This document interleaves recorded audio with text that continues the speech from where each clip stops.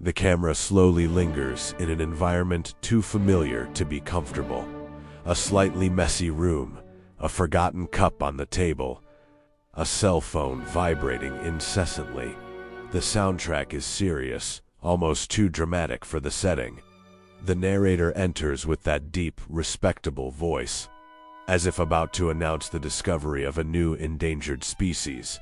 At this very moment, in millions of homes around the planet, a highly intelligent creature is about to make an important decision. But not today. Strategic pause. Today it will postpone it. Welcome to the natural habitat of Homo procrastinatus.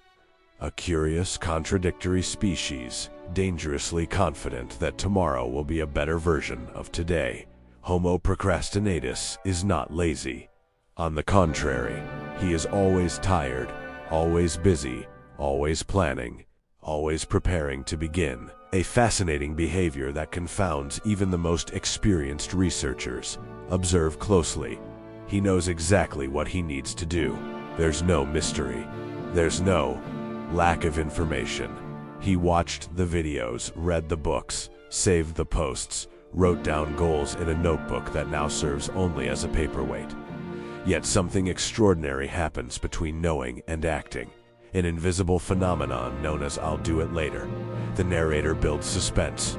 Here we see a classic example uttering the most dangerous phrase in the human language. Dramatic close-up. Just a little more. Just one more video. Just one more day. Just one more month. Just until everything is more organized. An ancient mantra passed down from generation to generation, responsible for dreams abandoned since the dawn of civilization. Homo procrastinatus lives under the comforting illusion that time is on his side. He believes he can act whenever he wants, that the future is an infinite storehouse of untouched opportunities, that nothing is lost until something begins.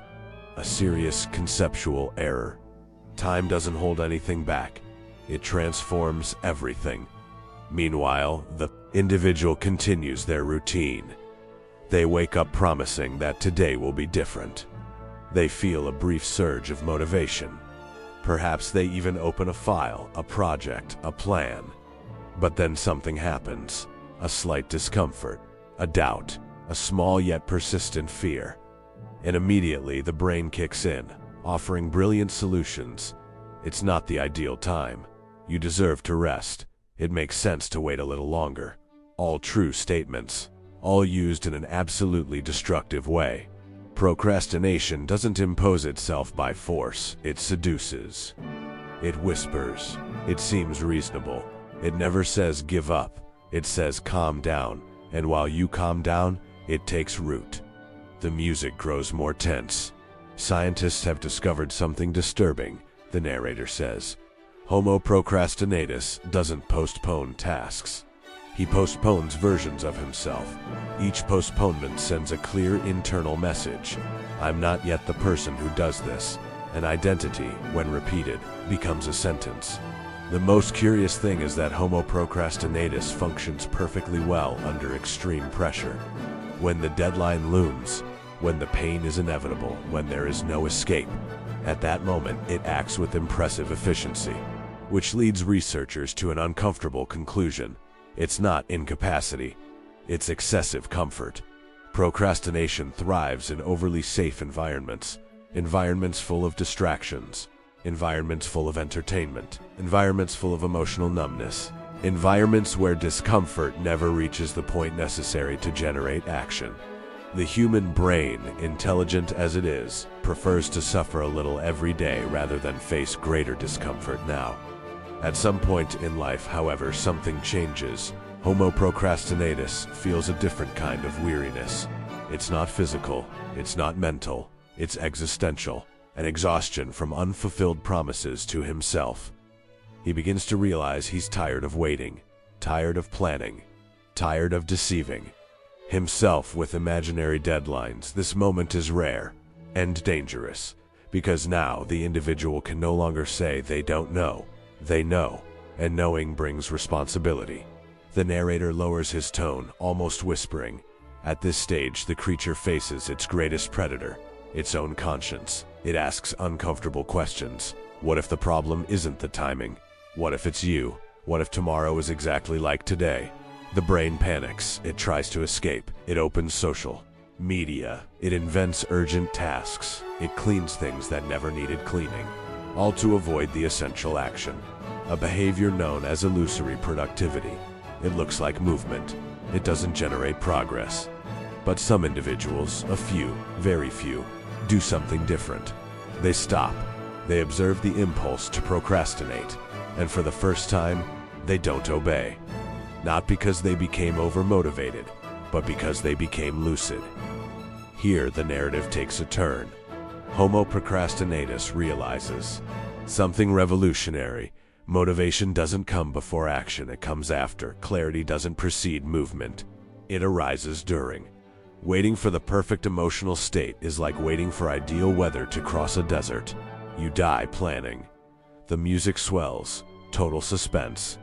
The individual decides to act small, ridiculously small, too small to justify delay. 5 minutes, one step, a simple decision, and something strange happens. The world doesn't end, the discomfort doesn't kill, the fear doesn't materialize.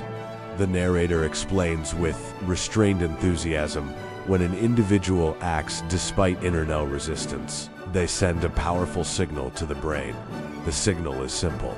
I act even without the will to, and that message changes everything. Procrastination is starting to lose its grip. Not all at once. It fights back. It returns with refined arguments. Today was difficult. You'll do better tomorrow. It doesn't have to be now, but now there is evidence against it. Behavioral evidence, and the brain respects evidence. The climax approaches when the individual realizes an almost offensive truth. There is no disciplined future version waiting to take control. There is only you, now, with your flaws, your tiredness, your insecurities, and yet capable of acting. This understanding hurts, because it eliminates the comfortable fantasy of when I'm ready. You never will be, and that's liberating, because it means you don't have to wait for anything to begin. The camera slows down. The narrator speaks gravely. The greatest cost of procrastination isn't the delay. It's the silent erosion of self-confidence. Every postponement teaches the brain that your words aren't trustworthy. Every completed action teaches the opposite. Gradually, the individual who acts builds something rare, real self-confidence, not based on positive affirmations, but on evidence. He does what he says, even when small, even when imperfect, even when uncomfortable. The suspense dissolves into clarity. The Homo procrastinatus begins to disappear.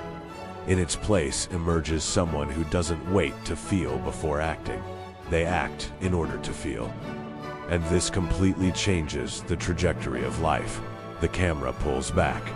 The narrator concludes with elegant irony. Tomorrow is procrastination's favorite place. But today is the only place where life happens. And then the final question falls like a silent hammer. What are you putting off right now while watching this documentary about procrastination? What decision have you been putting off with the excuse that there's still time? Write it in the comments. Making it visible is the first step to breaking the pattern. If this documentary disguised as a reflection made you laugh, recognize yourself, and feel a little uneasy, leave a like, subscribe to the channel, and share it with someone who keeps saying, "I'll start on Monday." Because in nature and in life, those who procrastinate too much end up becoming just another record of a species that could have gone much further.